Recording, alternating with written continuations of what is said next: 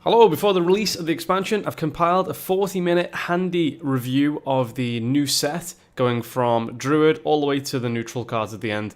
Enjoy, it's all here in one solid video. Where's Raven Idol? Raven Idol doesn't see play. Might see play in a new style of Miracle Druid.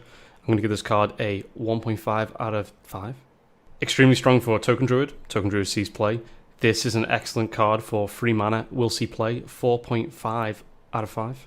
I don't see the quest being very good in Wild. As such, this won't see any play because it's only strong when you get to have both of the choose one effects, although it has some potential for the future. For now in Wild, 2.5 out of 5. Doesn't fit in any Token Druid in Wild because Token Druid in Wild does not use any cards over 5 mana. If they do, there's not enough of them to make this a reliable 4-drop. Powerful on paper, won't see any play as of yet. Potential, 2.5 out of 5.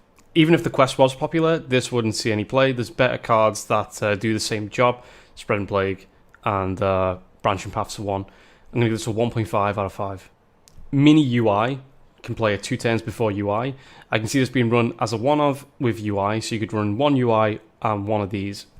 I think J Druid will experiment with it. I'm going to give this a 4 out of 5. Doesn't fit any decks in Wild. Token Druid will not float any mana, or shouldn't be floating any mana. This wouldn't be played in a J Druid. I'm going to give this a 1.5 out of 5.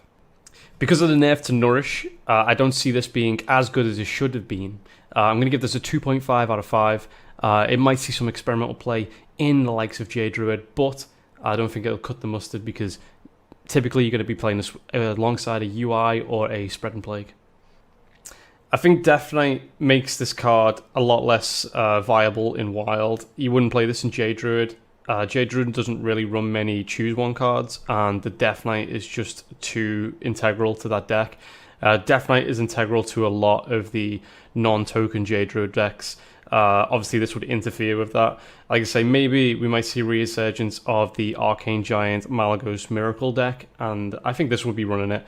It'd be interesting to see how that would hold up in the current Wild meta. I'm going to give this a 2 out of 5 with potential down the line.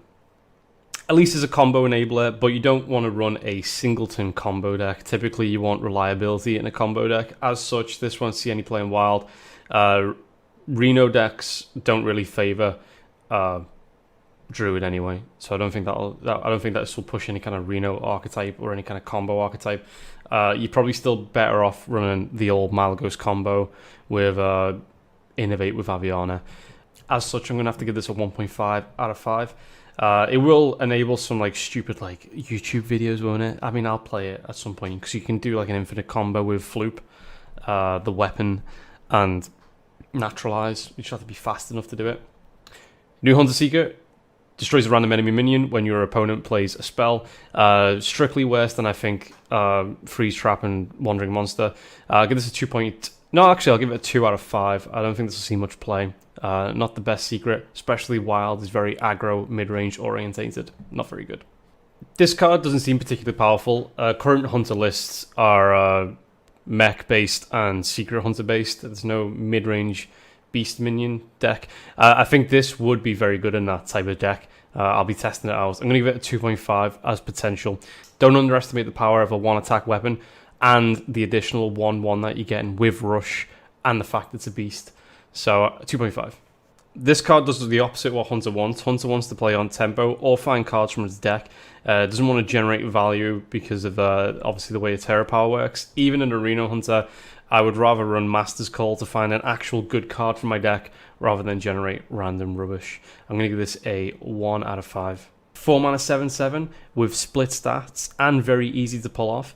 Like I was saying, if a mid-range Beast Hunter does come along, this is definitely a candidate in there because I'm pretty hopeful for that. I'm going to give this a 3.5 out of 5. Not very competitive, but it can generate some sort of stupid combo deck with some of the new Hunter cards. I'm going to give this a 1.5 out of 5.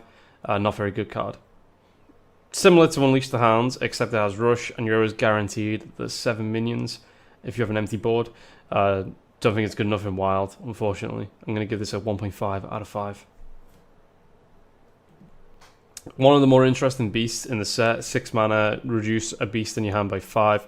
can enable some pretty funny stuff, actually. You can use this in conjunction with Corpse Widow, get a Corpse Widow for 0 mana, play 2 Corpse Widows out from hand, and then play a bunch of Snip Snaps on the table with, as many as you want. Also, you can do this like King Crush, Cube. It's basically a 1 mana 5/5. Wild's too fast, but it will make some pretty funny highlights. I'm going to give this a 2.5 out of 5. A combined Dirty Rat and Swamp King Dread rolled into one would be very good in a Reno Hunter, because Reno Hunter still needs to disrupt combo decks. Obviously, it's 6 mana, but that doesn't really matter too much, because even if you do Dirty Rat, even when you need to do Dirty Rat, you also need mana to actually kill the minion that you rat out. So, excellent card for Reno Hunter. Bit too much mana for a mid-range deck, and a mid-range hunter does not need to disrupt the combo deck because they're just going to kill a combo deck. I'm going to give this a 3.5 out of 5. You're not going to complete this quest in Wild. There's no way you're going to summon 20 minions in a hunter deck in Wild with having a quest on turn 1. Unfortunately, this is a 1. Actually, no, this is a 0 out of 5 star card. For 7 mana, you get King Crush. The card's not very good. I wouldn't run an Arena Hunter because there's not many battle cries that I run an Arena Hunter. You want to be defensive and not really offensive, especially in a singleton deck. I'm going to give this a 1.5 out of 5. Blizzard likes to print 0 mana cards, apparently. This is very good. You could very easily run this in a Secret Mage, combos of the new Mage card. I'm going to give this a 4 out of 5. It's been compared to Explosive Trap. Obviously, I don't think it's as good as Explosive Trap, which is a bit weird. It's the first Mage secret that is worse than a Hunter secret. Don't think it's very good. Easy to play around. There's better secrets like Explosive Runes. I'm going to give this a 1.5 out of 5. You could easily replace Crystal Runner with this card in the 5-6 mana slot. I know Crystal Runner is typically a 2 mana or a 0 mana card, but it very easily take this out. It's a 4/4 with a Fireball on stick. Very easy to pull off in Wild. This is going to be a 4 out of 5. After you play a secret, you're going to be dealing 2 damage to all minions. I've had to think about this, and I don't see a slot you could use this in with a Secret Mage. Too difficult to use because you have to play the secret on the same turn. So it could be 5 mana, you play a 3 mana secret and then this, or you could play Lackey, Cabal Lackey, 0 mana secret and then this. So the minimal amount of mana you could really spend to use this is like 3 mana, or you can combine it with the new Mage Drawer secret. I don't even know what you take out because that deck list is pretty tight. I'm going to give this a 2.5 for Wild. I just don't see it being put in that deck. A value card generator, you wouldn't really run this in a Reno deck. And minions aren't as valuable as spells for a mage. I'm going to give this a 1.5 out of 5. Can't see this being played competitively, but it does enable some fun things, like obviously Puzzle Box, you can play this the turn after.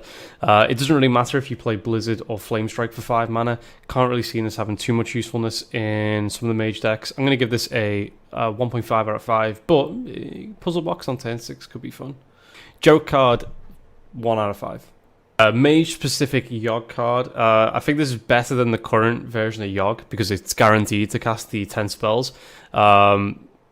The only problem is with Wild, what deck do you put this card in? You wouldn't put it in the Quest Mage, you wouldn't put it in a Tempo Mage, probably wouldn't put it in a Reno Mage either.